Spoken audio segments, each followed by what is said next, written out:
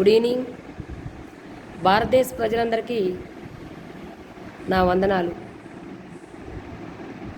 నిన్న మన ప్రధానమంత్రి మోదీ గారు మూడోసారి కూడా మళ్ళీ మన భారతదేశానికి ప్రధానమంత్రిగా ప్రమాణ స్వీకారం చేయటం చాలా మనందరికీ కూడా గర్వకారణంగా ఉంది. ఎందుకంటే రెండుసార్లు ప్రధానమంత్రిగా చేసి ప్రజల్లో మన మహానీయుడు, మన గొప్ప మహానీయుడు ప్రధానమంత్రి మోదీ గారు, ఆయన సేవలు, ఆయన సహాయాలు, ఆయన ప్రజలకు చేసిన సహాయాలన్నింటిని కూడా నిరూపించుకుంటూ మూడోసారి కూడా ప్రజల గుండెల్లో నిలిచిపోయిన మహానీయుడు కదా. నెహ్రూ గారి తర్వాత మళ్ళీ మూడోసారి ప్రధానమంత్రిగా ఎన్నికవటం మన మోడీ గారు మాత్రమే మూడోసారి. నిన్న ఆయన గారి ప్రమాణ స్వీకారం మన భారతదేశానికి ఒక పర్వదినంగా మనందరం కూడా హ్యాపీని షేర్ చేసుకుందాం. నిన్న జరిగిన పర్వదినాన్ని ప్రతి ఇంట్లో కూడా మనం పండుగగా జరుపుకుందాం. ఎందుకంటే మన మహానీయుడు ప్రధానమంత్రి మోదీ గారు లాంటి వాళ్ళే మనకు ఎప్పటికీ కూడా ప్రధానమంత్రిగానే ఉండాలి. మన మోదీ గారే ఎప్పటికీ కూడా లైఫ్ లాంగ్ ప్రధానమంత్రిగా ఉండాలి. ఆయన చల్లగొన్నంత వరకు కూడా మన తన కుల మత భేదం అంటూ లేకుండా భారతదేశాన్ని పరిపాలించిన ఏకైక మనిషి, ఎన్నుముక లాంటి భారతదేశానికి మన ప్రధానమంత్రి గారు మోదీ గారు మాత్రమే. ఆయన హృదయము పిరికడంతే ఉంటుంది, కానీ భారతదేశ ప్రజలందరి గుండెల్లో నిలిచిపోయారు. ఆయన హృదయము మంచు లాంటిది, ఎవరు ఎన్నన్నా పట్టించుకోరు.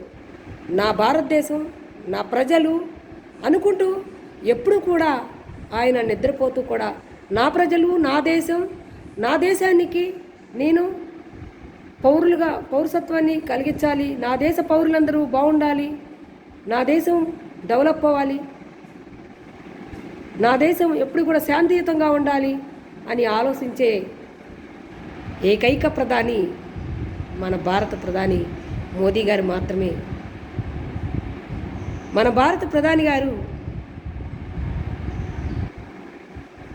ఆయన ఎన్నిసార్లు హైదరాబాద్ వచ్చినా కూడా మన ప్రధానమంత్రి మోదీ గారిని మన మాజీ ముఖ్యమంత్రి కల్వకుంట్ల చంద్రశేఖరరావు గారు ఎన్నోసార్లు రిసీవ్ చేసుకోవటానికి కూడా చంద్రశేఖరరావు గారి లెవెల్కి మోదీ గారు సరిపోడని రిసీవింగ్ కోసం ఆలుగడ్డ సీనన్న పంపించారు. ఎన్నిసార్లు కూడా తను కించపరిచినా కూడా మనసున్న మనిషి. చూశారా, ఏనుగు చచ్చినా వెయ్యే, ఏనుగు బతికినా వెయ్యే. అందుకే అంటారు ఎలిఫెంట్ ఈజ్ ఎలిఫెంట్ కదా. సింహం గర్జించింది, ఆయన ఒక టైగర్ లాంటి వాళ్ళు. మన సీఎం గారు మన తెలంగాణ స్టేట్కి మాత్రమే, కానీ అన్ని స్టేట్లకి ఢిల్లీలో సెంటర్లో ఉన్న మన ప్రధానమంత్రి గారు కదా. గల్లీవాడు అందరం కూడా అక్కడికే వెళ్ళాలి కదా, ఢిల్లీకి. అయినా సరే ఆయన ఎప్పుడూ కూడా తన్ను తాను ఇన్సల్ట్గా ఫీల్ అవ్వలేదు. తను ఇన్సల్ట్ పరిచినా కూడా అవన్నీ కూడా తనకు అక్షంతలుగా, అభివందనలుగా, దీవెనలుగా భావించి తాను ఎప్పుడూ కూడా ప్రజలకి ఏది చేయాలో అది చేయటానికి మాత్రమే ఆయన వేసే ప్రతి అడుగును కూడా ముందుకు వేస్తూ ఆయన బాటలో ఆయన నడిచారు. ఆయన శాంతియుతంగా ఏది చేయాలో అదే చేశారు.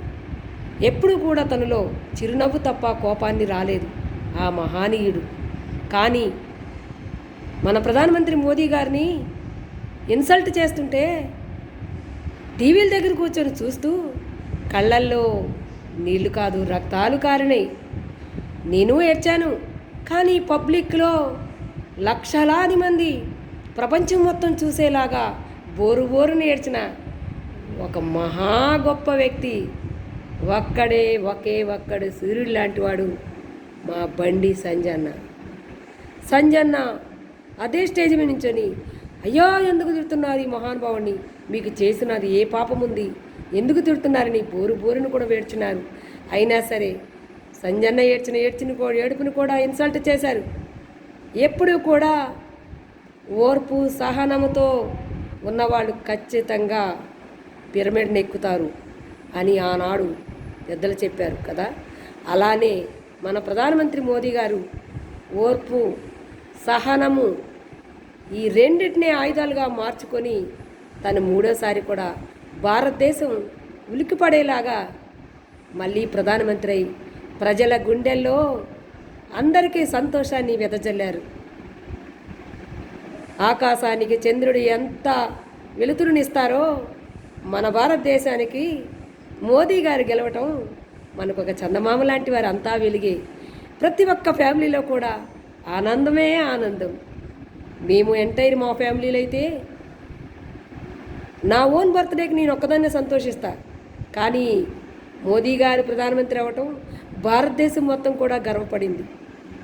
మన భారతదేశానికి ఒక ఎన్నుముక లాంటి వాళ్ళు, ఎన్నో ప్రాణాలు కాపాడారు. కరోనా టైంలో ఎంతో సేవలు చేశారు. మన భారతదేశం నుంచి కూడా ఇతర దేశాలకు కూడా మెడిసిన్ని సప్లై చేశారు.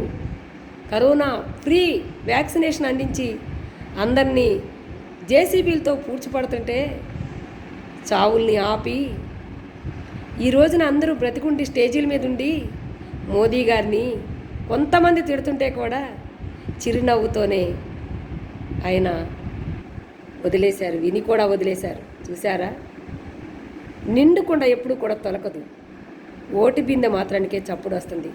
అందుకని ప్రతి అడుగు కూడా ఆయన వేసే ప్రతి అడుగు కూడా ప్రజల కోసమే ముందడుగు వేస్తూ భారతదేశ ప్రజల కోసం ఆలోచిస్తూ ఆయన ఎప్పుడూ కూడా ఆయన బాటను వెనక్కి తిరిగి చూడకుండా ప్రతి అడుగు ముందుకు వేసుకుంటూ వెళ్ళి భారతదేశం డెవలప్మెంట్ గురించి భారతదేశ ప్రజల గురించి ఆలోచించే మహానీయుడండి మన మోదీ గారు.